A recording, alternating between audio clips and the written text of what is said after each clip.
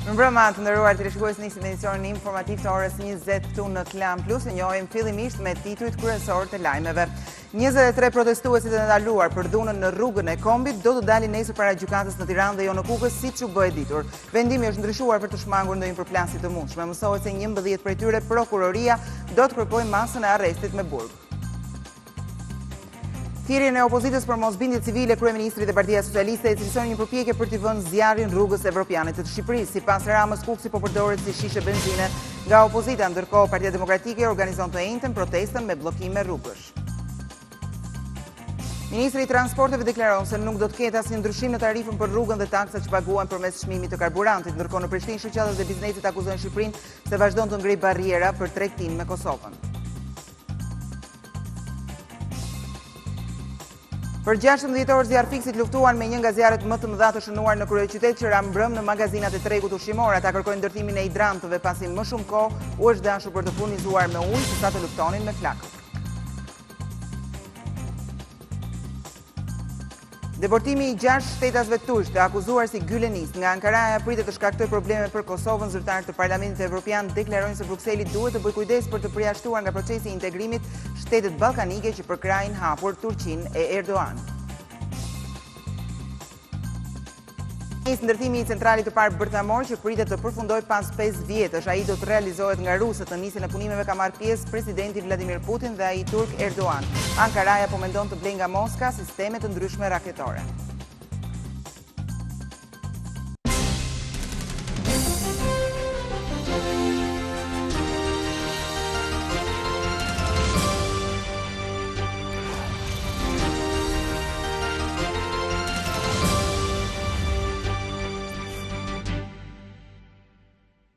Dhe ju njohim tani më gjerësisht me materialet e përgatitura të nderuar teleshikues. Thirrjen e opozitës për mosbindje civile. Kryeministri Rama dhe Partia Socialiste ecësojnë një përpjekje për të vënë zjarrin rrugës evropiane të Shqipërisë. Sipas Ramës, Kuksi po përdoret si shishe benzine nga krerët e opozitës edhe për të shpëtuar drejtësisë. Ndërkohë mësohet se protestat do të zhvillohen të njëjtën ku do të bllokohen disa akse nacionale.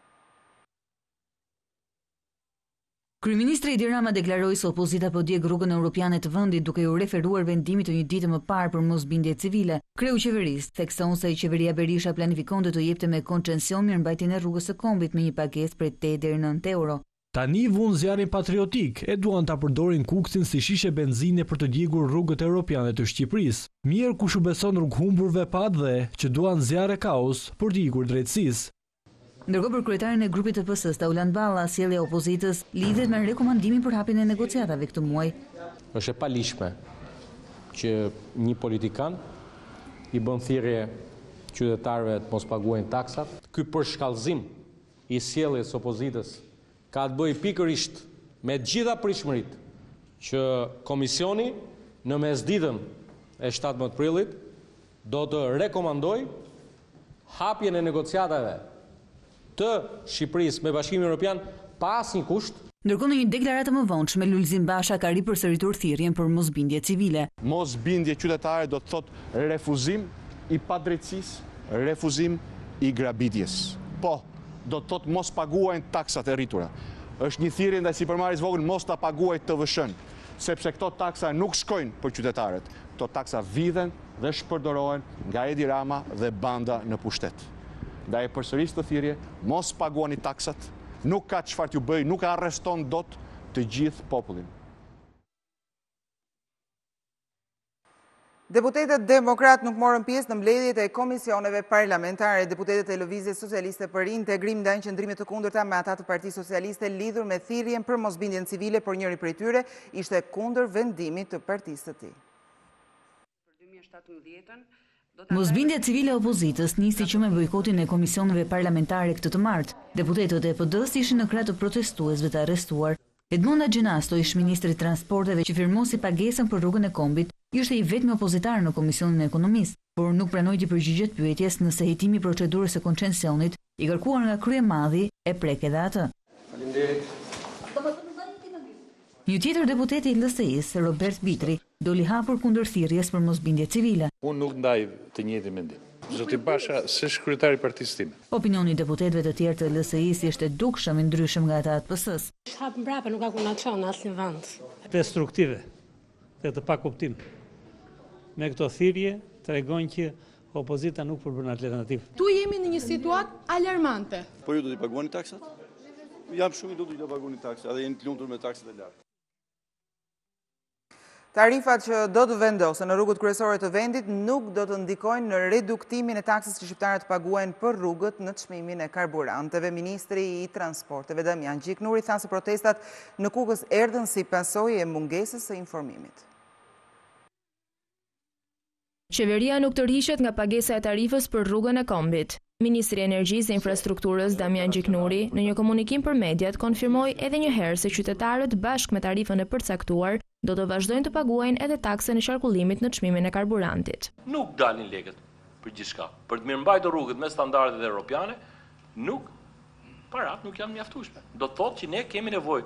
Pyetja shtrohet, janë të gatshëm që gjithë qytetarët shqiptar të paguajnë taksa më shumë vetëm për rrugët, apo përdoruesi i rrugës të marrë barrë më të rëndë. Ministri Gjiknuri pranon se për të shmangur pasojat ekonomike nga revolta e së shtunës, duhet ishte bërë më herët një informim paraprak lidhur me pagesat, pavarësisht se kjo tarif ka qenë përcaktuar që në vitin 2008 nga qeveria Berisha. Përsa i përket banorëve të Kukësit dhe atyre që frekuentojnë rrugën më shpesh, qeveria ka planifikuar një skemë lehtësuese. Në që scenari ka bërë një angazhim, një plan biznesi në kontratë dhe ka thënë kontributi im për zbutjen e efektit sociales 120.000 euro plus bërjen e një tarife për që quhet abone për udhëtimin e shpeshtë. Dhe këtë risk nuk e merr investitori privat, do ta mbajë qeveria. Lidhur me transparencën se ku do të shkojnë paratë mbledhura nga tarifa, ministri Gjiknuri shpjegoi investimet që priten të bëhen për urën mbi Drin dhe nevojat e tjera që ka rruga.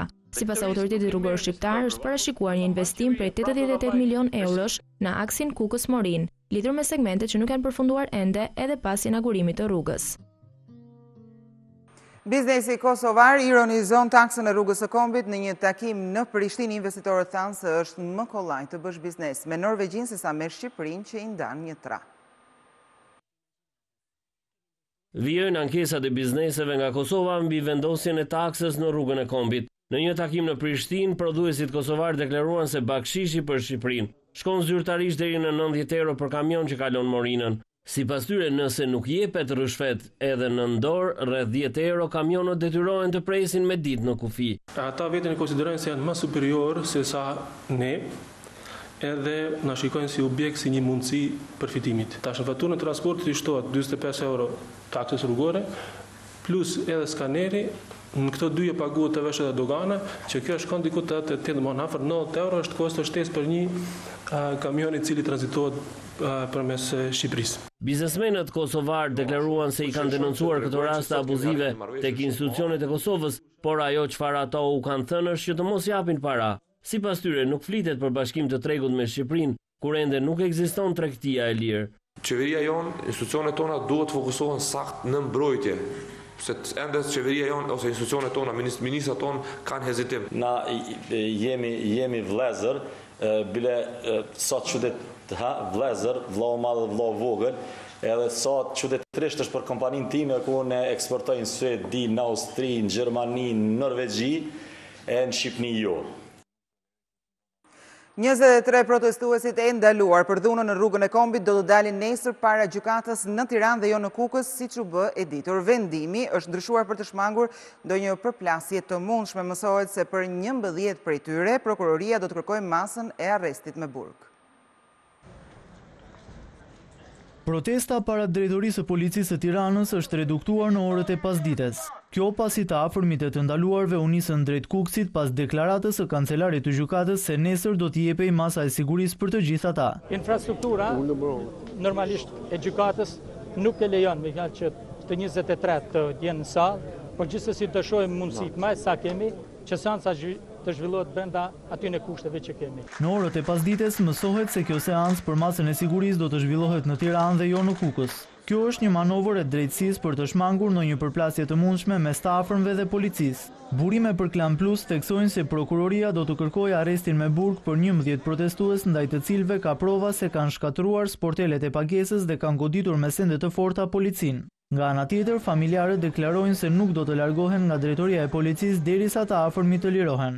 Arrestimi është i paditshëm sepse janë arrestuar si kur u arrestoshin kohën e verhat diktaturës. Bëjmë protesta gjatë derisa ata trima të dalin pafajshëm. Edhe sot pranë tyre kanë qenë deputetët e opozitës, të cilët e kanë cilësuar ndryshimin e gjykatës si një mënyrë për të shmangur fokusin e protestës. Këto janë manovrat dhe hilet e Edi Ramës, i cili, siç po e thonë edhe qytetarët këtu me shumë të drejtë, duke të fokusuar opinionin publik në mënyrë që të evitoj protestën e qytetarëve, jo vetëm të Kukësit, po tani të gjithë Shqipërisë. Deputetët e opozitës së bashku me protestuesit bllokuan sërish rrugën përballë drejtorisë së policisë së Tiranës.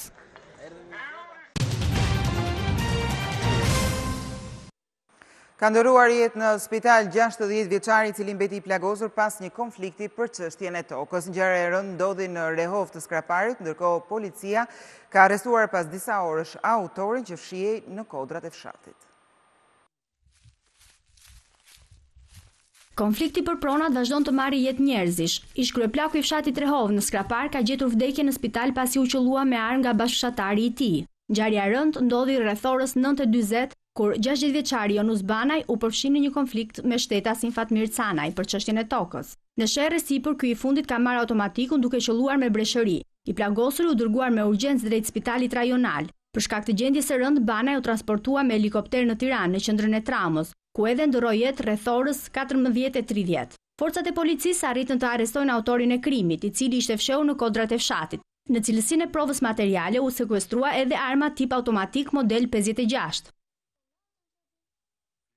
Problemi me pronat është kthyer në gangren për shoqërinë tonë. Agjencia e trajtimit të tyre thekson se shumë çështje të tjetërsimit të pronave shtetërore ende nuk kanë marrë zgjidhje nga organet e drejtësisë. Vetëm gjatë 2017-s, Agjencia e Trajtimit të Pronave ka shqyrtuar 250 ankesa për tjetërsim të pronave shtetërore, por sipas juristëve të agjencisë që raportuan në Komisionin e Ligjeve, edhe për paditë që kjo strukturë ka dorëzuar në prokurori, që datojnë më herët, bashkëpunimi me avokaturën e shtetit ka dështuar. Dini ku janë kallëzimet tuaja, sepse shpesh prokuroria nuk u ka çuar as njoftim juve për to. 36 kallëzime të bëra nga ATP-ja, pra në prokurorive të rrethave të cilat ishte bërë kjo shkelje për pronën. Të gjitha këto ankimime duhet i bënte avokati i shtetit. Nuk kam në dieni nëse avokatura e shtetit e ka ushtruar këtë detyrë apo jo. Numri proceseve gjyqësore për pronësinë ku agjencia ka qenë palë gjatë vitit të shkuar ka qenë 856. Aktualisht kanë mbetur për të shqyrtuar dhe dhënë vendim 9523 dosje pronarësh. Më pas askush nuk mund t'i drejtohet me agjencisë për t'i njohur pronën e tij. Po punon për vlerësimin e vendimeve të 98-s, duhet të theksoj një fakt që numri më i madh i vendimeve nga 26.000 kryesisht shkon deri në vitet 99-2000 dhe pastaj zvoglohet, kështu që ne me një parashikim të brendshëm të punës themi që do ta mbarojmë përpara afatit. Mendojmë shtator-tetori. Gjatë 2017-s, pronarëve të cilëve u zën toka janë kompensuar me 257 hektar, kryesisht tokë bujqësore. Prej ditës së sotme, Fram Frokaj mund të ushtrojë funksionin e kryebashkiakut të Lezhës. Gjykata e apelit e la sërish në arrest shtëpie, por hoqi mbikëqyrjen policore dhe kufizimin për komunikimin. Kryebashkiaku i Lezhës Fram Frokaj do të qëndrojë në arrest shtëpie, por nuk do të ruhet nga policia. Gjykata e apelit në Shkodër nuk e ndryshoi masën e sigurisë për të, por hoqi mbikëqyrjen policore pranë banesës së tij, si dhe i dha të drejtë të komunikojë me çdo që dëshiron. Kjo i krijon edhe mundësinë për të ushtruar funksionin e kryebashkiakut, edhe pse në distancë. Frokaj kërkonte detyrim paraqitje duke pretenduar pafajësinë, por togat e zeza e refuzuan kërkesën e tij. I zhgënjur nga ky vendim, kreu i Bashkisë së Lezhës tha se do t'ju drejtojë shkallëve të tjera të gjyqësorit, edhe për kreun e Këshillit të Qarkut Gjok Ndoka dhe nën kryetarin e Bashkisë Enver Hafizi. Gjykata e apelit vendosi të mbeten në arrest shtëpie, por pa mbikëqyrje policore dhe pas një kufizim për komunikim. Zyrtarët lokal akuzojnë se në bashkëpunim me njëri tjetrin kanë tjetërsuar tokën në zonën e Ranës së Hedhun.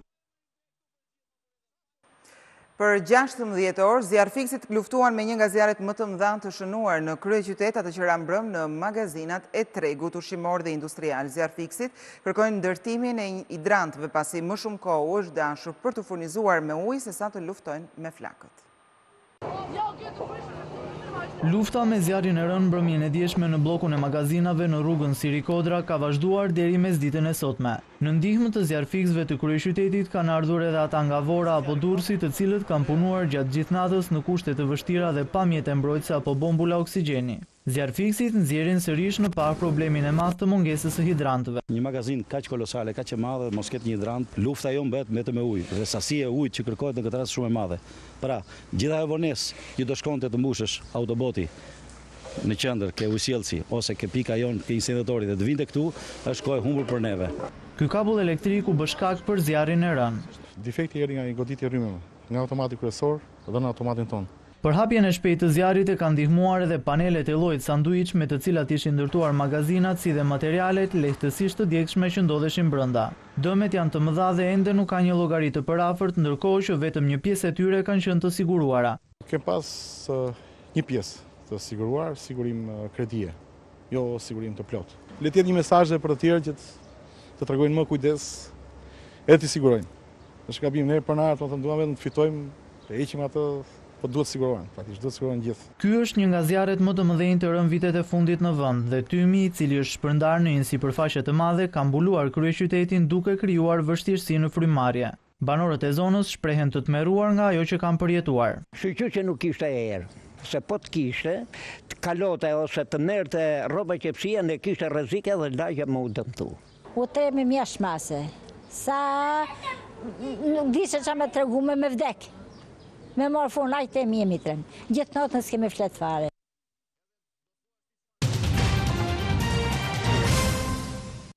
Zyrtarët e Bashkimit Evropian i kërkojnë Prishtinës të përcaktojë nëse ardhmja e saj do të jetë europiane. Reagimi vjen pas ekstradimit të 6 gylenistëve, vendim të cilin Brukseli e kundërshton.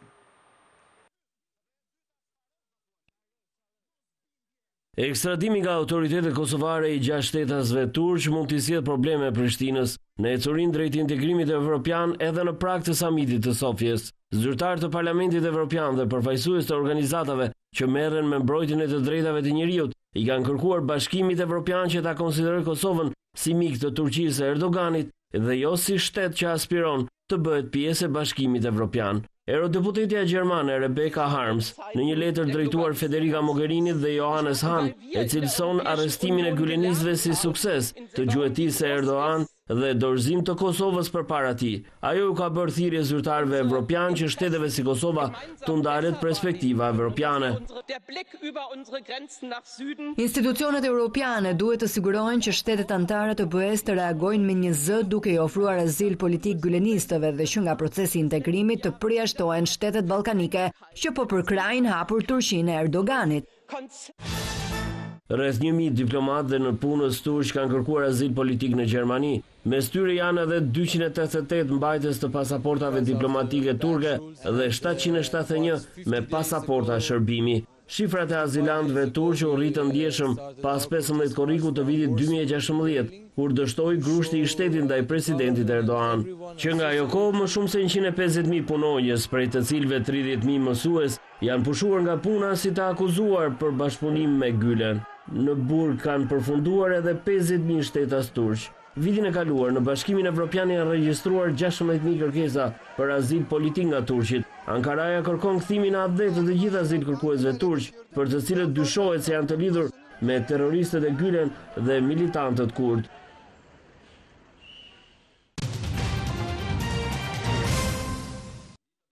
Në Turqi nis ndërtimi i centralit të parë bërthamor, punimet të cilat pritet të përfundojnë pas 5 vjetësh. Ai do të realizohet nga rusët. Në nisjen e punimeve ka marrë pjesë edhe presidenti rus Vladimir Putin dhe ai turk Erdogan. Ankaraja po mendon gjithashtu të blejë nga Moska sisteme të ndryshme raketore. Presidenti rus Vladimir Putin ka mbërritur në kryeqytetin turk sot, ku së bashku me homologun Erdogan kanë inauguruar nisjen e punimeve të centralit të parë bërthamor të Turqisë, që do ndërtohet nga kompania ruse Rosatom. Për ndërtimin e implantit nuklear janë investuar rreth 20 miliard dollar, ndërkohë që do të angazhohen 10.000 punonjës. Sipas projektit do të ngrihen 4 reaktorë dhe priten të përmbushen 10% të nevojave energjetike të Turqisë. Vetë presidenti turk e ka cilësuar këtë projekt si i jashtëzakonisht të rëndësishëm edhe në marrëdhëniet bilaterale me Rusinë. Gjithashtu temë kryesore e bisedimeve mes dy liderëve janë marrëveshjet bërthamore dhe njëkohësisht shitja e sistemeve të sofistikuara raketor nga Moska për vendin antar të NATO-s Turqinë, që në Aleancën e Atlantikut ka ushtrinë më të madhe pas Shteteve të Bashkuara të Amerikës. Vizita e Putin ka nisur në masa të rrepta sigurie ku janë angazhuar në Ankara rreth 4.000 polic. Nesër do të mbahet edhe samiti i 3 aleatëve, duke ju bashkuar kështu Putinit dhe Erdoganit edhe presidenti i Iranit Hasan Rohani. Temë diskutimesh do të jetë e gjithë çështja e lindjes së mesme dhe e Sirisë veçanërisht. Po merr përmasa të frikshme çarja e tokës në Kenia, sipas autoriteteve shkak janë bërë tërmetet dhe shirat e dendur që kanë rënë kohët e fundit. Vijon me ritme të shpejta çarja e tokës që është identifikuar së fundmi në kontinentin afrikan. Fraktura gjigande po vërehet në Rift Valley, në Kenia dhe gjeologët hedhin alarmin për përmasat e saj. Ajo shtrihet përgjatë 10 kilometrave, është e gjerë 20 metra dhe e thellë deri në 50 metra dhe një ditë mund të ndajë kontinentin në 2 pjesë. Çarja e tokës është shkaktuar nga shirat, përmbytjet dhe tërmetet që kanë goditur vendin për javë të tëra. Si pasojë shumë banesa dhe rrugë janë shkatruar, edhe linja hekurëdhore gjithashtu. Rift Valley është një zonë e prekur nga lëvizjet tektonike që provokojnë tërmete si pasojë e kontaktit mes pllakës afrikane, asaj indiane dhe arabe. Studiuesit theksojnë se një pjesë toke me madhësinë e Madagaskarit apo Zelandës së Re mund të shkëputet vërtet, por të duhen miliona vite që kjo të ndodhë.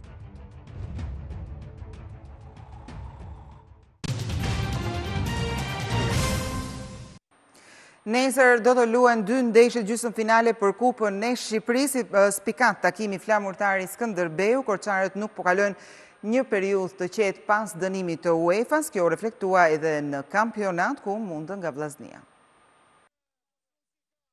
Kupa e Shqipërisë do të luajë aktin e parë të gjysmëfinaleve ditën e mërkurë. Ajo që bie më shumë në sy është përballja mes Flamurtarit dhe Skënderbeut. Korçarët nuk janë as pak të qetë pas dënimit që morën nga UEFA me 10 vjet pezullim nga kompeticionet ndërkombëtare, por trajneri Ilir Daja kërkon nga të tjerët përqendrim maksimal për ndeshjen e nesërme. Që mbas një dënimi të tillë që mund do të thoja që është një dënim ekstrem, natyrshëm çdo lojtar, por edhe neve si staf, nuk është se jemi në maksimumin e asaj qetësie psikologjike që duke menduar që se çfarë do bëhet me ekipin në të ardhmen, do mundohemi që gjithë bashkë ta kalojmë këtë gjendje. Situata s'pak e mirë edhe tek Flamurtari që vjen pas 5 humbjeve radhazi në kampionat. Ecuria negative ka bërë që vlonjatët të dalin nga objektivat e sezonit. Trajneri Shpëtim Duro shikon kupën si shpëtim. Patjetër është rruga më e shkurtër për Europë, por patjetër më e vështirë, sepse kemi 2 ndeshje me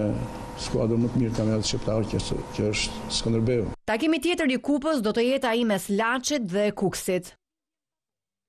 Kthehen mbrëmjet magjike të Ligës së Kampionëve, pas pak pritet të fillojë takimi i parë mes Juventus dhe Real Madrid, e vlefshme për një vend në gjysmëfinale, ndërkohë Bayern i Muniut do të përballet me Sevilla.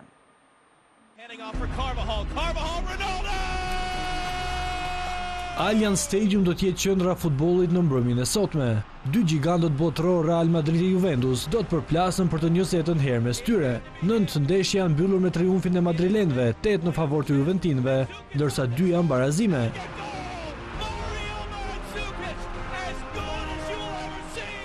Në total janë shënuar 22 gola, një mundësi hakmarrje për Bardhezind për humbin 4-1 në finalen e vitit të shkuar. Makthi i zonjës së vjetër është Cristiano Ronaldo. Portugezi është lojtari që u ka shënuar më shumë gola, plot 7 të tillë. 5 herë fituesi topit të ardh nuk po një limite dhe do të jetë një rrezik konstant për mbrojtjen juventine. Bardhezi nuk kanë asnjë mungesë të lojtarëve kryesor dhe reparti më i fortë i tyre është mbrojtja. Shpresat e tyre janë të varura te Paulo Dybala, lojtar që organizon mjaft mirë lojën sulmuese e i aftë të realizojë nga çdo pozicion. Të gjitha kujtojmë 11 prillin e vitit të shkuar, ku Argentina si ishte protagonisti kryesor në fitoren 3-0 që Juventusi arriti përballë Barcelonës të Torino, ndërkohë që ndeshja e kthimit u mbyll 0-0. Përballje interesante do të jetë edhe ajo me Sevilles dhe Bayernit të Muniut. Spanjollët vinë plot besim se doja dalin të bëjnë surprizën, pasi në 4 vitet e fundit, bavarezët janë eliminuar nga Liga e Kampionëve nga ekipe spanjolle.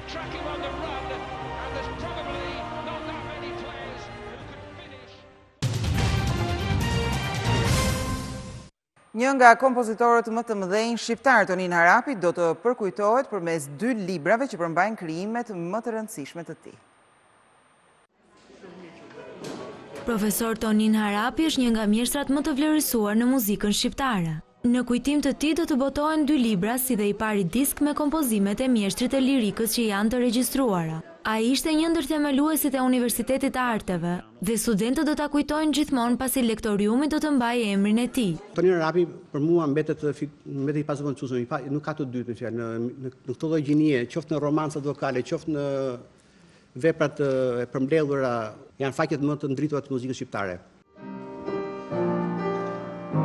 Pianistja dhe pedagoge Anita Tartari ka mbledhur materialet e nevojshme për 2 librat, të cilët do të jenë një vlerë e shtuar jo vetëm për kursin e pianos, por edhe për bibliotekën e Universitetit të Arteve apo atë kombëtare. Vetëm veprat shqiptare ishin flet, të paredaktuara, të zgaravitura. Një moment po se mendova, po më mirë se ne që jemi instrumentisti, kemi luajtur këto vepra dhe i hyra me thënë të drejtën dhe bëra redaktimin.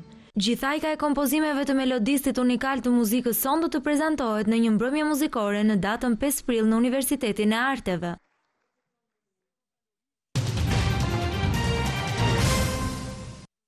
Pas 8 vitesh martesë, aktori i njohur hollywoodian Channing Tatum është divorcuar nga bashkëshortja. Lajmi ka qenë i papritur edhe për fansat e tyre. Channing Tatum dhe Jenna Down kanë bërë të ditur se janë ndarë pas 8 vitesh martesë. Udhëtimi magjik i çiftit ka përfunduar, kështu janë shprehur 2 aktorët, të njohur për rolet e tyre në filmin Step Up. Ata bën një postim në Instagram ku njoftuan të gjithë fansat e tyre se lidhja kishte përfunduar, por janë ende miq. Ne ram thellësisht në dashuri shumë vite më parë dhe kemi pasur një udhëtim magjik së bashku. Absolutisht asgjë nuk ka ndryshuar për atë se sa shumë e duam njëri tjetrin. Por dashuria është një aventurë e bukur që po na çon në rrugë të ndryshme për momentin. Aktorët janë shprehur se do të ndihmojnë gjithnjë njëri tjetrin dhe do të jenë prindër të përkushtuar për vajzën e tyre 5 vjeçare që do t'i mbajë të bashkuar. Ata u njohën në vitin 2006 ndërsa xhiroi filmi Step Up. Romanca e bukur e filmit rezultoi të mos ishte e tillë në jetën reale.